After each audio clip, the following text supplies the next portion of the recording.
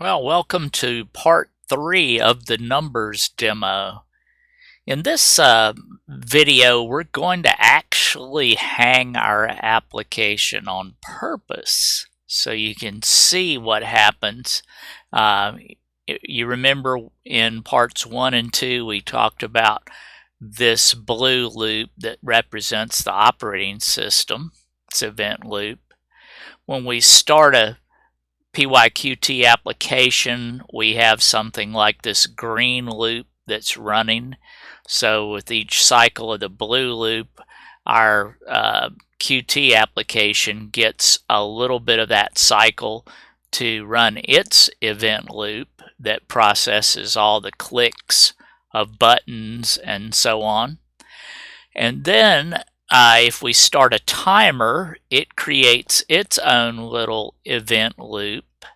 So if we add another task or another loop inside this green application loop, we can hang it up if we're not careful. We can actually cause our application to hang. So we're going to hang it on purpose, and then we'll put a couple of the QApplication.processEvents in there so you can see how that will make the program run much more smoothly by each cycle through that loop. It gives a little bit of control back to our green loop so that the timer here for the LCD can run and that our button clicks can be processed. So in order to demonstrate this, we'll add the last button here that says regular loop. You'll notice that's push button reg loop. We'll add that to our UI file with Qt Designer. Here's Qt Designer, and here's the image that, or the label that gets the number images. We demonstrated that with these two buttons here. We're going to add another button and then have a separate loop to try to animate this number here, this number image display. So let's put that push button on and change its name. And we said that that was going to be named push button regular loop, I think, or just regular loop.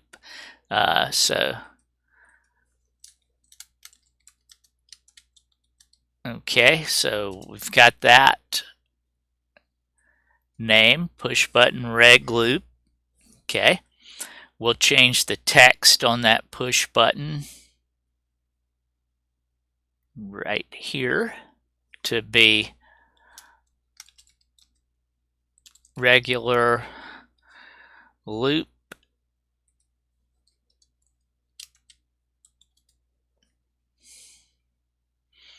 See if we can get these buttons resized appropriately.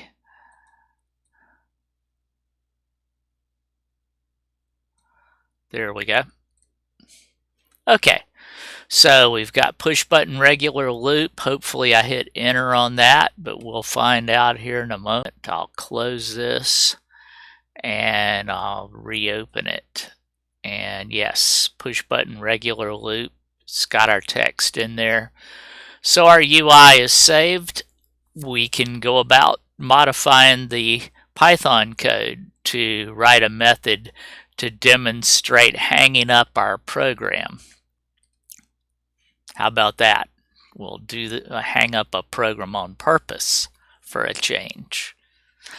Okay, so first thing to do is we're going to need a couple more variables, otherwise we'll never get out of this program. You may have heard of the term a flag variable in the past. So we're going to set up a flag variable here that we can check in our loop so that we'll know the program needs to exit, kind of as a signal. Self dot self.exit flag, and we'll give it a value of false. So this is our variable that will check each cycle through that loop, and if this thing is set to true, we'll exit the loop. So let's go ahead and connect up our push button.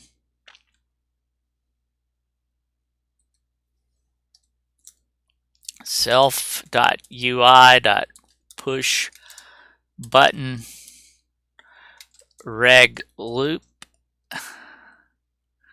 .clicked .connect, and we'll connect that to the loop method is what we'll call it, self.loop method. So let's write our loop method. Now this method will just set a loop that runs forever. How about that? An endless loop. And in our endless loop, well, before we create our endless loop, let's make sure that we have some way to stop that endless loop. Remember this exit method right here? This exit method gets run when we click the exit button on our dialog form.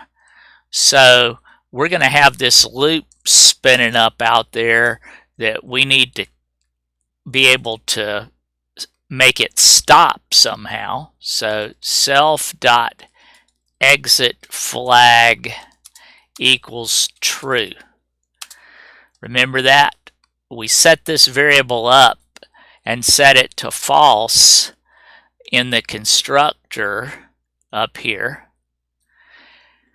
If we click the exit button that runs the exit method here, we'll toggle it to true so that inside our loop, when we check it, we'll know that it's time to stop.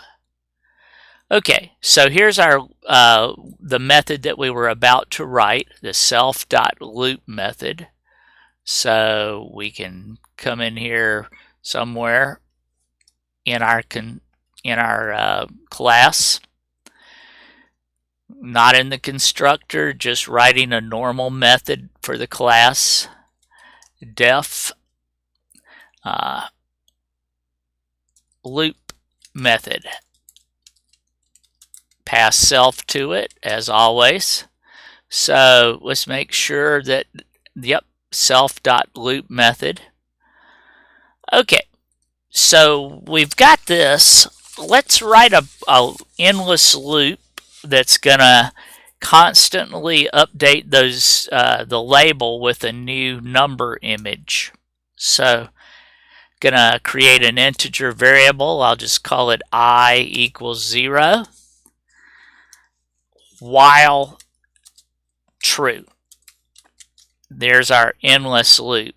This is true is always going to be true, so this loop is going to run forever unless we allow ourselves a way out. Here's our way out. We don't want to forget that. Self.exit flag. If it's true, okay, we don't have to say something like this because it's already got true or false in it, so we can just test itself. So if self-exit flag is true, is what we're saying, then sys.exit, and we'll pass a 0 to it. The exit function is gonna kill this Python program. It's gonna end. So that's our way out. Next, let's build the file name. Image file name to display.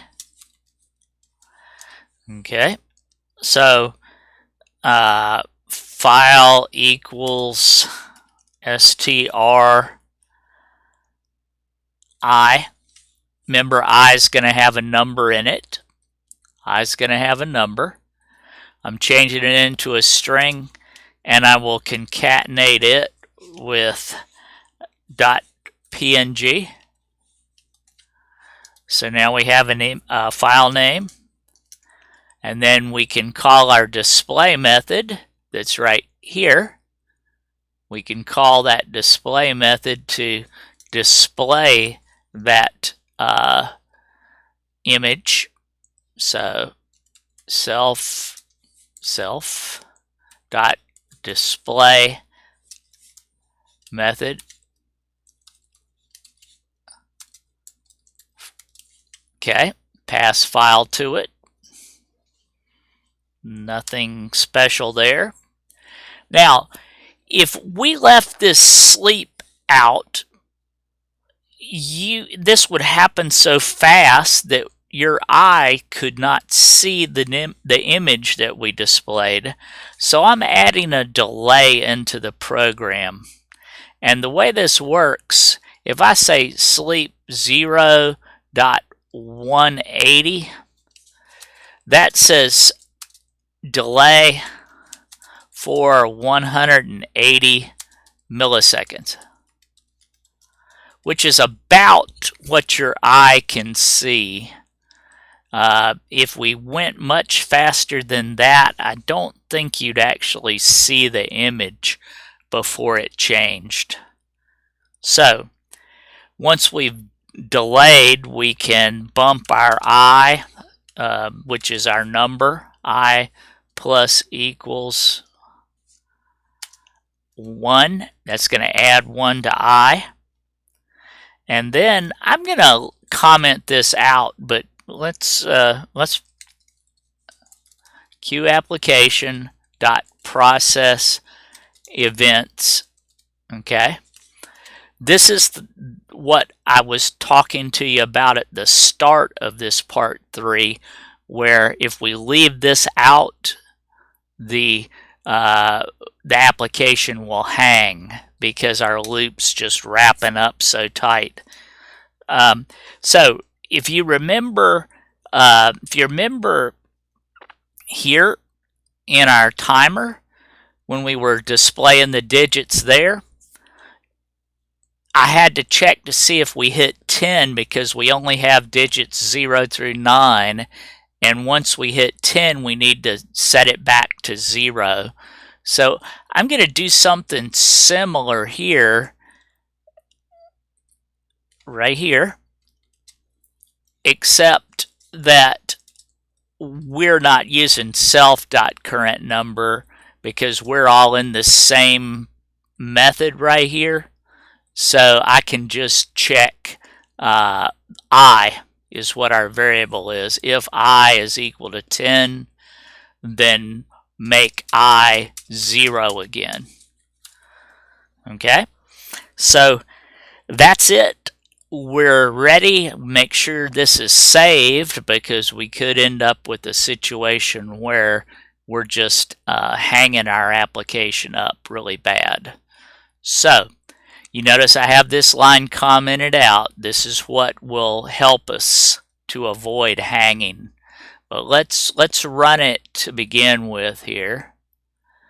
Okay, now there's our LCD clock running. You can see the digits counting. So let's start the regular loop.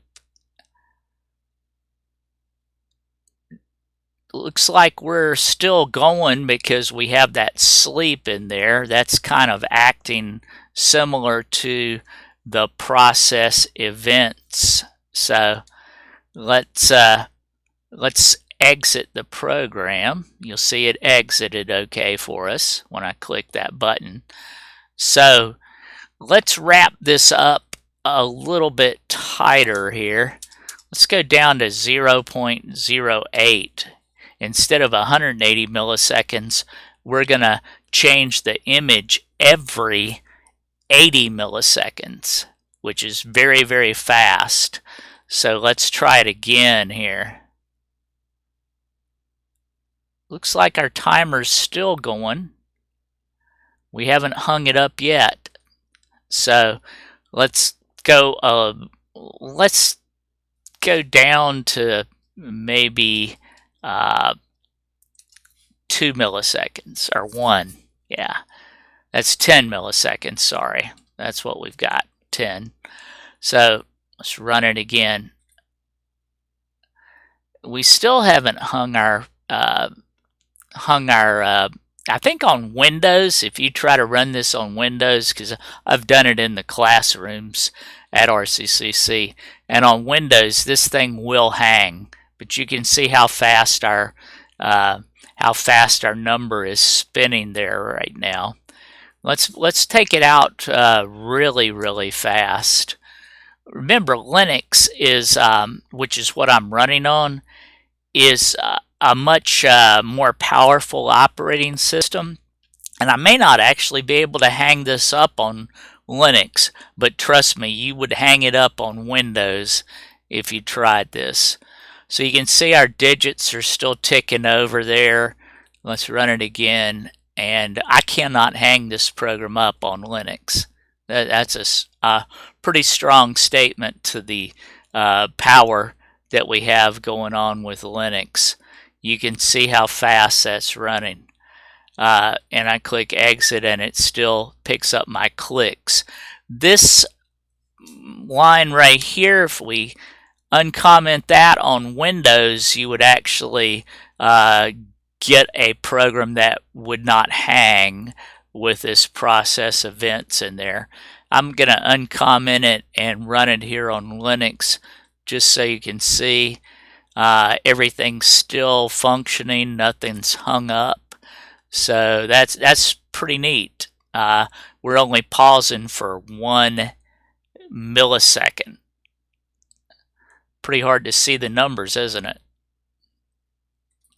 Okay, so that's the end of part 3. I wish I could have made the program hang on Linux, but now that I think about it, I have tried to hang these things before with Linux, and it's just the way the kernel works and everything. It's almost impossible to hang an application on Linux in Python and Qt. Try it on Windows and see what happens to you if you get these numbers down this low without having a process events in there, and you'll see the application hang. So that's the end of part 3 with the numbers demo. Your project for this week is to create a program to roll some dice. So I will make a short video that talks to you about that. But basically, your dice rolling program will make use of the random library and to generate a random number. And it will also need to make use of either a loop like we did here to animate the rolling of the dice, or a timer to animate the rolling of the dice. So you could go at this 2 different ways.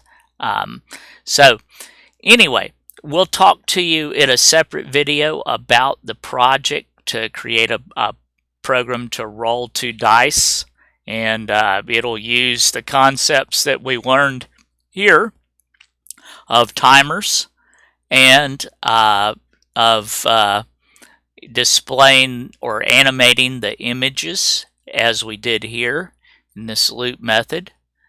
So we'll talk to you in the project video next. Good luck.